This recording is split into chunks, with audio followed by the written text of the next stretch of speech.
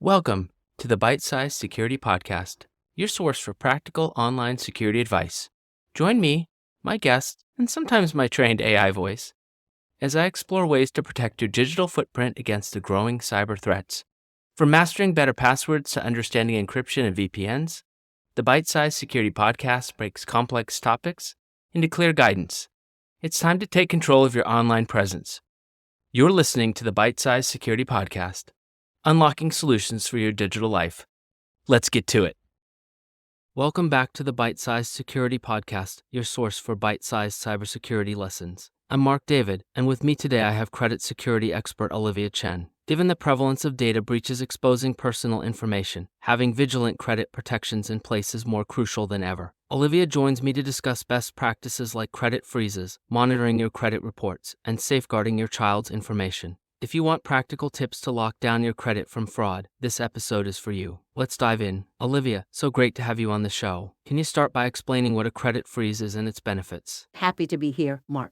A credit freeze restricts access to your credit report, which prevents anyone from opening new credit accounts in your name. This makes it vastly harder for identity thieves to use your information even if it's compromised in a breach. Freezes must be lifted temporarily when you want to apply for new credit, but it's easy to do online. I highly recommend freezes for maximum credit protection. That's really good to know. What's the process for freezing your credit reports? You have to place a freeze separately with each of the three major credit bureaus, Equifax, Experian, and TransUnion. This can be requested online or by mail. The bureaus must place the freeze within 1 business day and provide a unique PIN to lift it when needed. Keep the PIN very secure, like your credit card PIN. Some states allow fees, but many offer free freezes. Are there any downsides to having a credit freeze that people should be aware of? The main thing is it takes additional planning when you want to apply for new credit, as you have to proactively lift the freezes at each bureau a few days before applying. So it can add a small hurdle to the process. However, I think that extra vigilance is worth the very strong identity theft protection a freeze provides.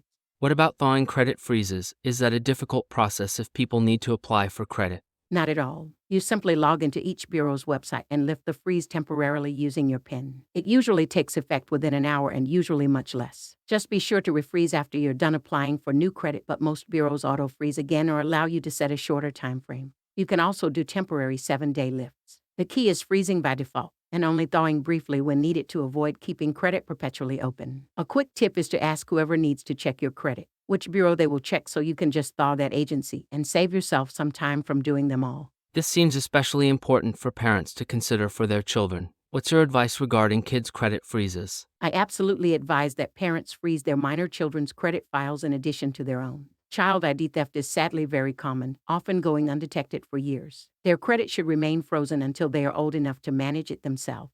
Just be sure to lift and refreeze when applying for student loans. Doing this prevents criminals from exploiting kids' unused credit.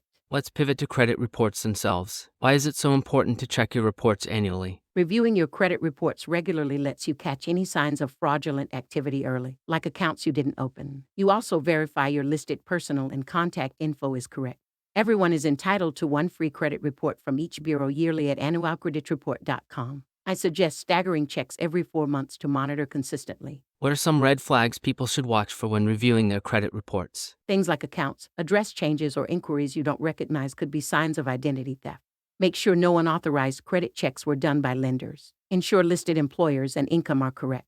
Watch for errors like mistaken late payments that could unjustly lower your score. Basically, verify the data reflects your actual credit profile. If listeners discover potential fraud on their credit report, what steps should they take to remediate it? First, immediately notify the involved creditors and have any fraudulent accounts closed. Then dispute the charges with each credit bureau in writing, providing evidence like police reports. This initiates fraud investigations. You can also request fraud alerts on your files requiring scrutiny of new accounts, and contact the FTC to report the identity theft.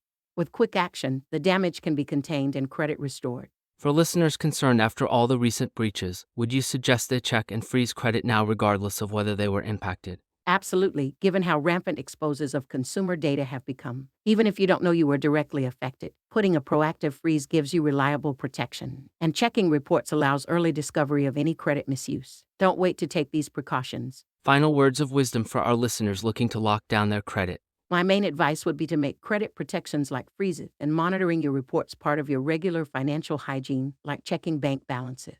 Cybercrime is only growing, so permanent vigilance is key. But with Proactivity, you can greatly minimize risks to your identity and credit. Outstanding tips, Olivia. Thank you for sharing your credit security insights. My pleasure. Thanks for having me on. That wraps up this episode focused on empowering you to secure your credit reports and identity. Implement freezes, routinely check your reports, and act quickly against any fraudulent activity. By being proactive, you can reduce risks of damaging credit fraud. Visit bitesizesecurity.show for more cybersecurity lessons. Until next time, take care. Thanks for listening to another episode of Bite Size Security, the quick-hitting podcast serving bite-sized tips to boost your online safety. We covered a lot of ground today and easy-to-digest nuggets of practical cybersecurity advice. If you want to learn more ways to protect your data and identity online, be sure to subscribe for future episodes. We'll continue breaking down complex security topics into straightforward guidance anyone can apply. Visit our website, bitesizesecurity.show, for recaps and show notes from all of our podcasts. We hope these bite-sized cyber lessons have given you new tools in your digital security toolbox. This is your host signing off until next time. Stay safe in the digital world. You've been listening to Bite Size Security.